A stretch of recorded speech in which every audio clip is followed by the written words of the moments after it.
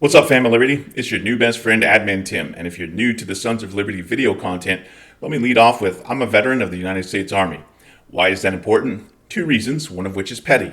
One, if you're a Trump-supporting fake patriot, aka cosplatriot, actually, cosplatriot is a portmanteau using the words patriot and cosplay, which is in and of itself its own portmanteau. The term is a pejorative for someone who pretends to be a patriot, but is really just a nationalist bootlicking simp for wannabe fascist authoritarians. Don't ever thank me for my service, and go fuck yourself, traitor. Two, and this is the petty reason, just kidding, this is the serious reason, obviously. Recently it became a talking point that the Michigan state-level Veterans Affairs offices in certain cities had been appointed as voter registration centers, along with a number of other state and local government office buildings. I actually did a video on this subject probably last week. Go check out that video. Michigan is what's called a battleground state or a swing state, which is a state expected to be pivotal in the presidential election. In other words, the vote could go either way. Kind of like Big Sarge with enough liquor and the right.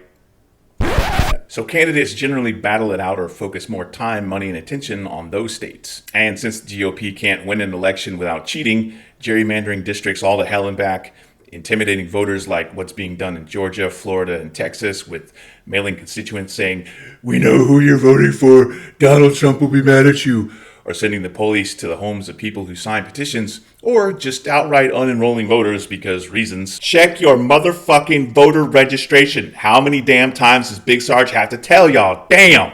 It therefore makes sense that when the state governments in swing states do crazy things like say, hey, this executive order from a president allowing us to have the option to do this thing seems like a good idea, so let's exercise our state's rights to register our voters. It's just a guarantee that Republican politicians are going to try and put a stop to it. Only this time, they're fucking with the veterans. Again. Last week, Tuesday, 10 September, the House Veterans Affairs Committee, which is headed by the GOP majority, voted along party lines in a 12-7 vote to force the Department of Veterans Affairs to disclose and identify its third-party partners, which are helping them conduct voter registration at some of the VA hospitals and clinics in Michigan. Voting for the subpoena, all Republicans, are the following named individuals: Committee Chairman Mike Bost of Illinois, Mariannette Miller-Meeks of Iowa, Jack Bergman of Michigan, Nancy Mace of South Carolina, Matt Rosendale of Montana, Morgan Luttrell of Texas, Greg Murphy of North Carolina, Scott Franklin of Florida, Derek Van Orden of Wisconsin, Juan Ciscomani of Arizona, Keith Self of Texas, Oxford, and Jen Kiggins of Virginia. Their contact information is in the video description, so if any of these shitbags are your elected representatives,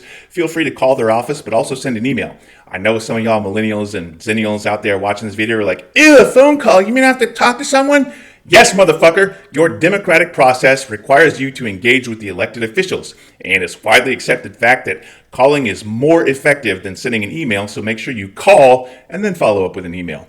One of these fuckfaces happens to be my elected official, so you can absolutely be assured that Big Sarge done left a terse, blunt, but professional voicemail since they didn't answer the phone. Pussies. Voter outreach programs are nothing new. In fact, the Sons of Liberty admin team is participating in several programs like Operation Saving Democracy and Amy McGrath's PAC called Democratic Majority Action. Nobody turns away a voter who's registering for the opposite party. Voter registration officials are a mix of Democrat and Republican citizens. Registering voters is, by definition, not a partisan thing. Now, I've talked about the Republican Party's abandonment of veterans courtesy of their repeated shutting down legislative bills and initiatives to help the very veterans that they sent to war in Iraq and Afghanistan in the first place.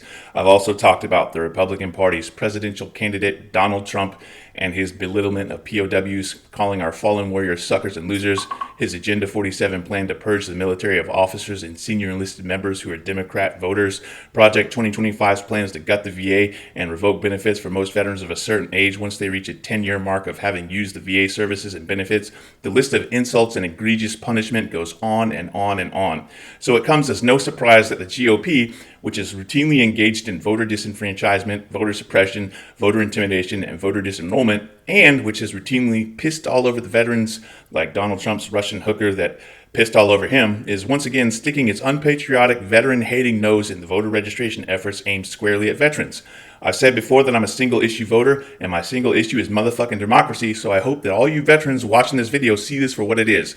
an anti-democratic, purely partisan effort to suppress the votes of veterans and their caregivers, whether it be the spouse of a veteran or just the VA employees who provide services to those veterans. Now, I realize that there are a number of Trump 2024 vet bros out there who are going to flock to my comments section as per usual because they're triggered vet flakes who are ass mad that I'm talking about their orange messiah. The usual comments are, "That's been debunked. Do your research." Bro, I do my fucking research with every video I put out, so maybe stay the fuck in your lane. Agenda 47 is literally Trump's campaign's website, and it's very explicitly clear on purging the military of woke left-wing Democrats. Like it flat out says exactly that. Project 2025 has been reviewed and accepted by the Trump campaign. In fact, he even admitted it on camera, and Project 2025 was created and is run by former Trump officials. We all saw Trump shit-talking John McCain in Iowa in 2015 when he said he's not a war hero. He's a war hero. He's a war hero. 5.5 years. He's a war hero because he was captured.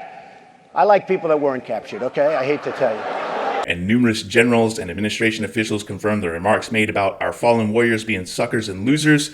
I'll take the weight of their combined agreement over your bullshit. It's been debunked. And we all saw Trump with his shit-eating grin and thumbs up at the graves of our fallen warriors who died in Afghanistan, men and women who, I'll remind you, were killed because of Trump's absolutely piss-poor pullout game, which comes as no surprise since he's apparently just knocked up Laura Loomer, who's not even his wife.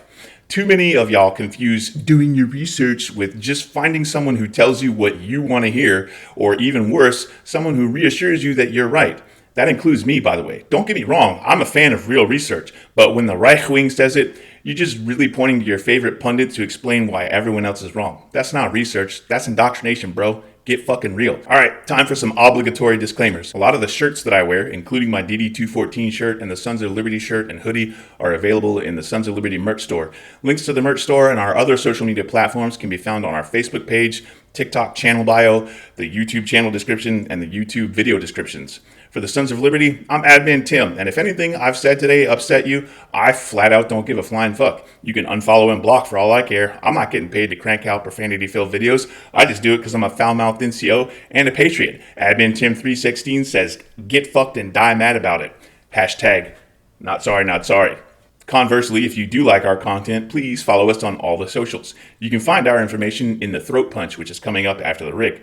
And if you're a gamer like me and use Discord, or maybe not a gamer, but you still use Discord anyway, there's a Sons of Liberty Discord server with a couple of web widgets that let you know when we post on certain social media channels. Plus, you can shoot the breeze with the admins and page fam like we're back on the block. We'd appreciate it if you'd subscribe, like, and get notifications on our video channel.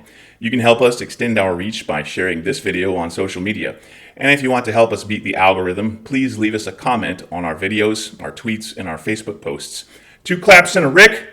Check your voter registration today. Woo!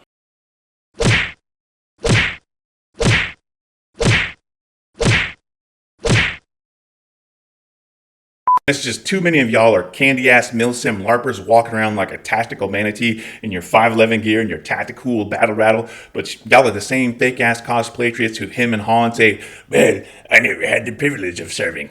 Yes, motherfucker, you did. You just either didn't or you had some disqualifying feature that your recruiter didn't feel like finding a waiver for, because I had dudes in my platoon who were colorblind, flat-footed, had nosebleeds, or some other waiverable...